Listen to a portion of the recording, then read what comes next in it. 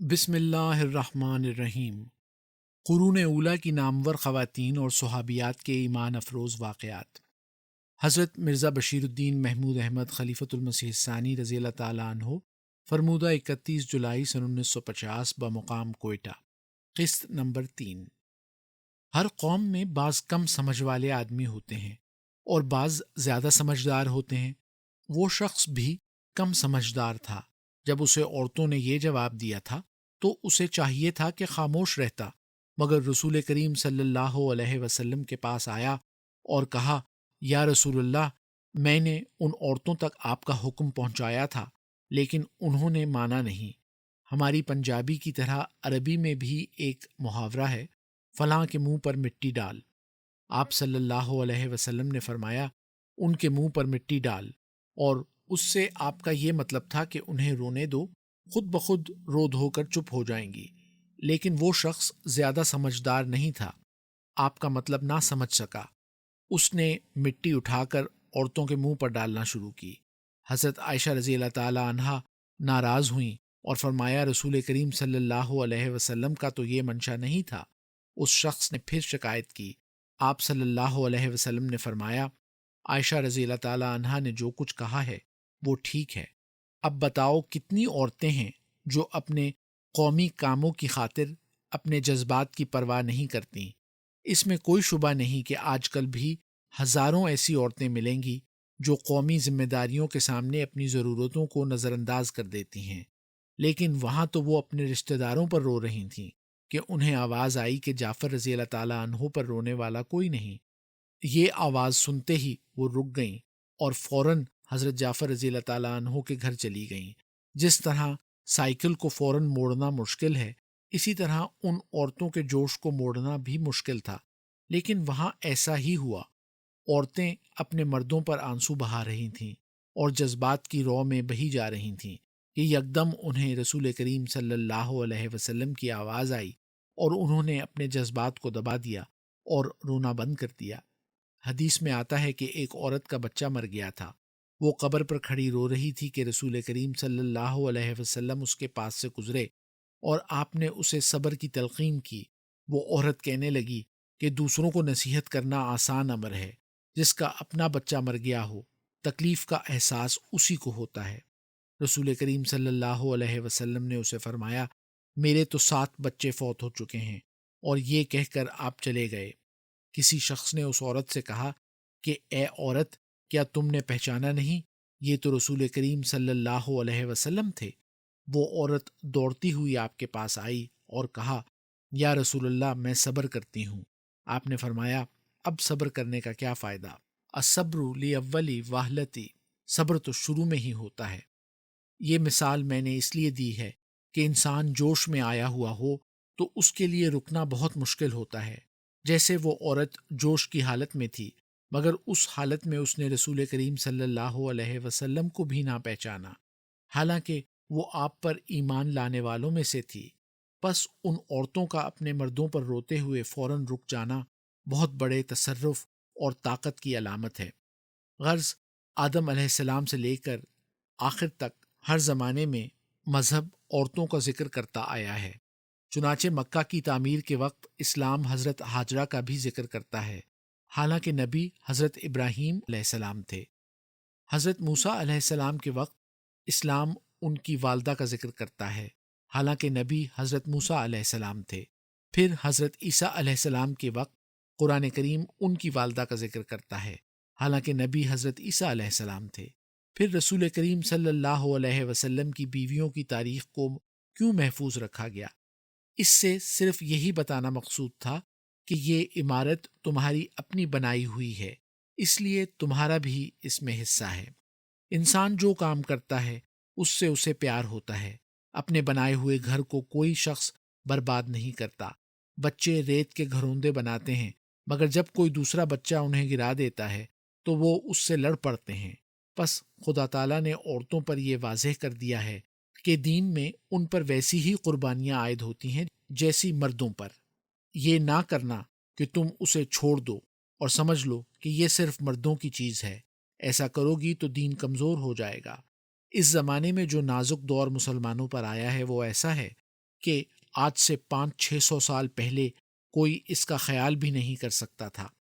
اگر آج سے 500-600 سال قبل کے مسلمانوں کو اس زمانے کی حالت نقشے پر دکھا دی جاتی تو اس پر کوئی اعتبار نہ کرتا، لیکن آج بھی اگر نقشے پر رنگ دے دیے جائیں اور بتایا جائے کہ پرانے زمانے میں مسلمانوں کی حکومت فلاں فلاں جگہ تک پھیلی ہوئی تھی اور اب اس کی حکومت فلاں جگہ تک ہے، یا پرانے زمانے میں مسلمانوں کی علمیت اتنی تھی اور اب اتنی ہے، تو ہر عقل مند عورت اور ہر عقل مند مرد کو غش آ جائے گا۔ ہم معمولی غموں کے قصے سنتے ہیں تو رونا آ جاتا ہے، مگر اسلام کا دکھ تو اتنا بڑا ہے کہ ہر مسلمان جس کو اسلام سے ذرا بھی تعلق ہے اس پر رقت طاری ہو جاتی ہے۔ یہی یورپ جو آج ساری دنیا پر حکومت کر رہا ہے، اس کا اکثر حصہ مسلمانوں کے ماتحت تھا۔ پولینڈ پر مسلمانوں کی حکومت تھی، آسٹریا پر مسلمان قابض تھے، ہنگری ان کے قبضے میں تھا، فرانس کے ساحلوں تک وہ پھیلے ہوئے تھے، جنوبی اٹلی پر ان کی حکومت تھی، فن لینڈ اور اسپین پر ان کی حکومت تھی۔ ادھر ایشیا میں سوائے جاپان کے باقی سب ملکوں اور جزائر پر مسلمانوں کا قبضہ تھا۔ افریقہ کے کثیر حصوں پر ان کی حکومت تھی۔ امریکہ اس وقت معلوم نہ تھا، لیکن معلوم دنیا میں سوائے چند حبشی قبائل کے کوئی ملک ایسا نہ تھا جس پر مسلمان قابض نہ تھے۔ پھر جہاں قبضہ نہ تھا وہاں ان کی ایسی دہشت اور رعب چھایا ہوا تھا کہ وہاں کے رہنے والے محض مسلمانوں کے رحم پر تھے۔ اس زمانے میں صرف ایک حکومت تھی جو مسلمانوں کے علاوہ تھی، اور وہ حبشہ کی حکومت تھی۔ رسول کریم صلی اللہ علیہ وسلم کے زمانے میں جب مسلمانوں پر کفار نے مظالم ڈھائے تو رسول کریم صلی اللہ علیہ وسلم نے فرمایا کہ مسلمان حبشہ کی طرف چلے جائیں، وہاں کا بادشاہ ان کو پناہ دے گا۔ اس پر بعض مسلمان حبشہ کی طرف چلے گئے، اور باوجود اس کے کہ کفار مکہ نے بہت کوششیں کیں کہ مسلمان ان کے حوالے کر دیے جائیں، حبشہ کا بادشاہ ایسا کرنے پر تیار نہ ہوا، اور مسلمان اس کی حکومت میں آرام کی زندگی بسر کرتے رہے۔ اس بادشاہ کو بعد میں رسول کریم صلی اللہ علیہ وسلم نے ایک تبلیغی خط لکھا اور وہ مسلمان بھی ہو گیا، اور وہ خط اس نے بطور تبرک چاندی کے بنے ہوئے ایک کیسکٹ میں رکھا اور اپنے وزراء کو دیا اور ہدایت کی کہ ہمیشہ کے لیے یہ خط محفوظ رکھا جائے، کیونکہ ہمارے ملک کے لیے یہ تعویذ کا کام دے گا۔ حبشہ کے بادشاہ کا مسلمانوں پر یہ احسان تھا کہ اس نے 40-45 مسلمانوں کو پناہ دی، اور بعد میں اس وقت کا بادشاہ نجاشی بھی مسلمان ہو گیا، مگر اس کا وارث عیسائی تھا۔ حبشہ کے دائیں اور بائیں، آگے اور پیچھے مسلمانوں کی حکومت تھی۔ اس کے ارد گرد مسلمانوں کی بڑی بڑی شہنشاہیاں تھیں۔ مثلا مصر کی فاطمی حکومت اس کے ساحلوں تک پھیلی ہوئی تھی۔ مسلمانوں کے لشکر ٹڈی دل کی طرح اس کے ساحلوں سے گزر جاتے تھے، مگر وہ حبشہ کی طرف آنکھ اٹھا کر بھی نہیں دیکھتے تھے۔ آج کل 40-45 آدمیوں کو پناہ دینا ایسا کارنامہ نہیں کہ کوئی حکومت پناہ دینے والے کی عزت کرے، لیکن مسلمانوں نے 1300 سال تک حبشہ کے احسان کو یاد رکھا۔ مگر عیسائیوں کی حالت یہ ہے کہ جب مسلمان کمزور ہوئے تو انہوں نے 100 سال تک بھی برداشت نہ کیا اور جنوبی اٹلی پر قبضہ کر لیا۔ غرض یہ ایک ہی حکومت تھی جو مسلمانوں کے زمانہ اقتدار میں قائم رہی، اور اس کی یہی وجہ تھی کہ مسلمان یہ بتانا چاہتے تھے کہ جس نے محمد رسول اللہ صلی اللہ علیہ وسلم کی ادنا سے ادنا بھی خدمت کی ہے وہ اس کی حفاظت کریں گے۔ بس مسلمانوں کی یہ عظمت اگر مٹ جائے تو یہ ایسی چیز نہیں کہ کوئی شریف النفس اور حساس دل، خواہ وہ عورت ہو یا مرد، اس کے صدمے سے اپنے نفس پر قابو رکھ سکے۔ لیکن کسی مصیبت کے آنے کے یہ معنی نہیں ہوتے کہ اس مصیبت کو جاری رکھا جائے۔ جب بھی خدا تعالیٰ توفیق دے اسے ختم کر دینا چاہیے۔ مسلمانوں پر یہ مصیبت اس لیے آئی کہ انہوں نے دین کو چھوڑ دیا اور دنیا کو اپنا لیا۔ اللہ تعالیٰ نے دنیا کمانے سے منع نہیں فرمایا، مگر اس نے یہ کہا ہے کہ پہلے دین کا کام کرو پھر دنیا کماؤ۔ رسول کریم صلی اللہ علیہ وسلم اور آپ کے صحابہ بھی دنیاوی کام کرتے تھے، وہ زمینداریاں بھی کرتے تھے، تجارتیں بھی کرتے تھے، مگر وہ ان کو دین کے تابع رکھتے تھے، اور جب بھی خدا تعالیٰ کی آواز آتی تھی وہ انہیں چھوڑ کر چلے جاتے تھے۔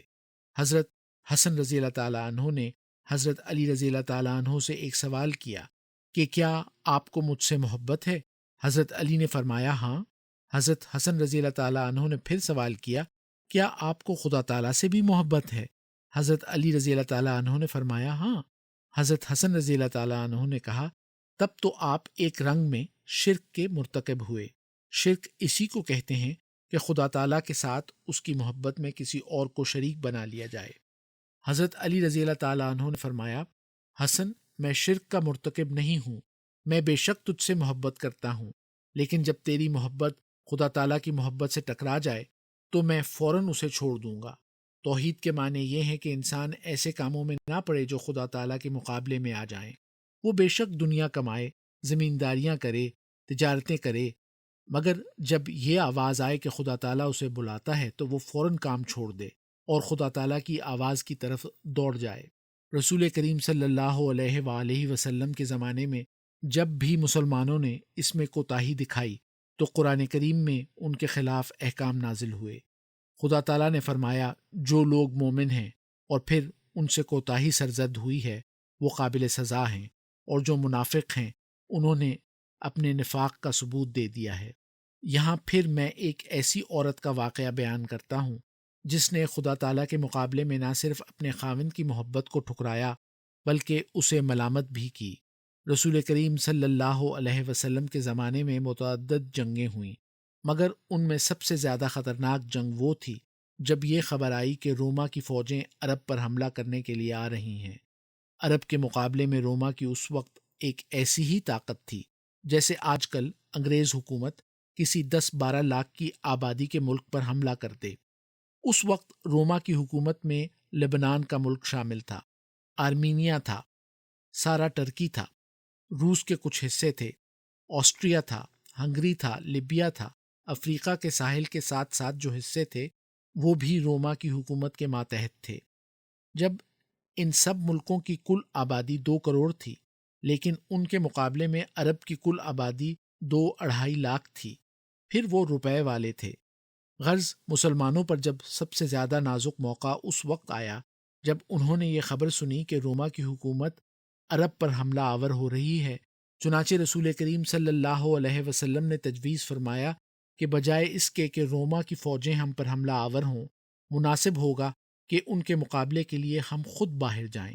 چنانچہ آپ 10-12 ہزار افراد پر مشتمل ایک فوج لے کر روما کے لشکر کے مقابلے کے لیے نکل کھڑے ہوئے۔ اس موقع پر آپ نے حکم دے دیا کہ سب مخلص مومن اس جنگ کے لیے چل پڑیں۔ اس سے قبل خود ایک صحابی رضی اللہ تعالیٰ عنہ کو کسی کام کے لیے باہر بھیجا تھا۔